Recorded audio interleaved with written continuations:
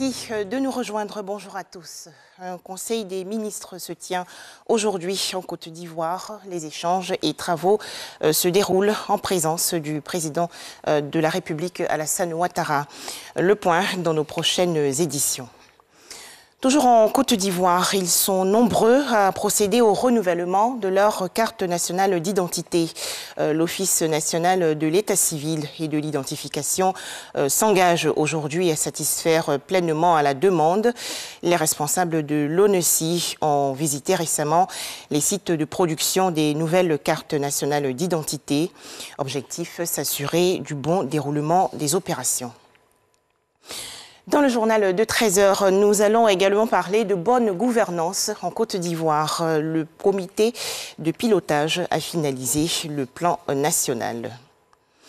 Direction Paris, la capitale française, où s'est ouverte hier la 41e session de la conférence générale de l'UNESCO. Les travaux se tiennent jusqu'au 24 novembre prochain.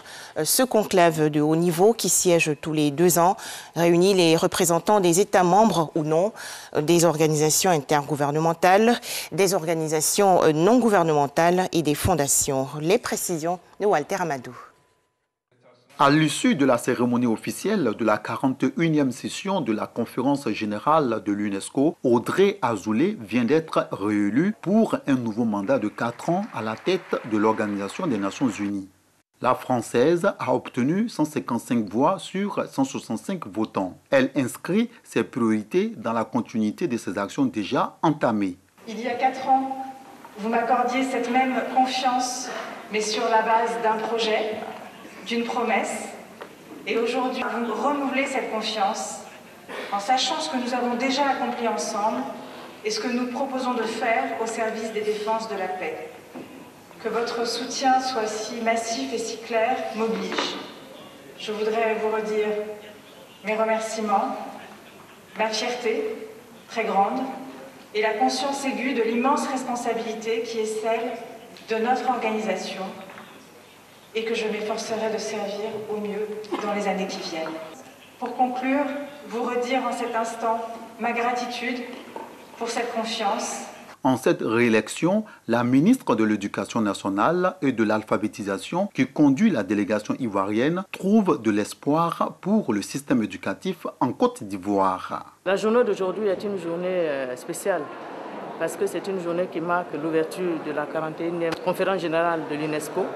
C'est également la journée qui marque la réélection de la directrice générale. C'est une joie pour nous parce qu'avec elle et toute son équipe, nous avons commencé un chantier avec les États généraux de l'éducation nationale et de l'alphabétisation. Et nous pensons que sa réélection augure de lendemain meilleur pour la Côte d'Ivoire dans la mise en œuvre justement de la feuille de route qui sortira des États généraux de l'éducation nationale et de l'alphabétisation pour le bonheur des populations ivoiriennes. C'est en 2017 que la présidente Audrey Azoulay avait brigué son premier mandat. Avant ce scrutin, le Brésilien Santiago Mourao avait été élu en début de journée président de cette 41e session de la conférence générale de l'UNESCO. La session a été également marquée par l'entrée des îles Hollande en tant que 12e membre associé de l'organisation. Retour en Côte d'Ivoire, la littérature ivoirienne malheureusement endeuillée. L'écrivain Isaïe Biton Coulibaly est décédé à Abidjan des suites d'une longue maladie.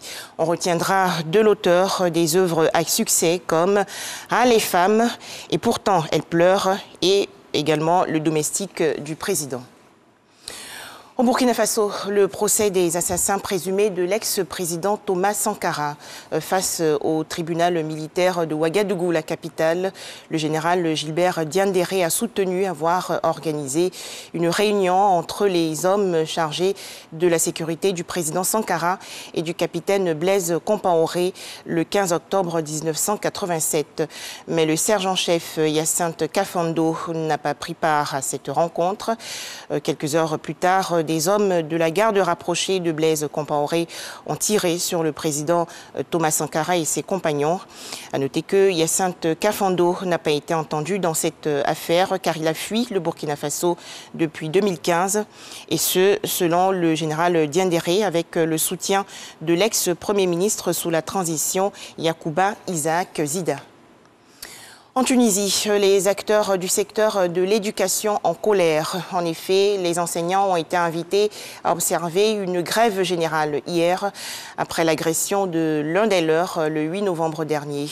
Une nouvelle affaire de violence qui augmente leur sentiment d'insécurité.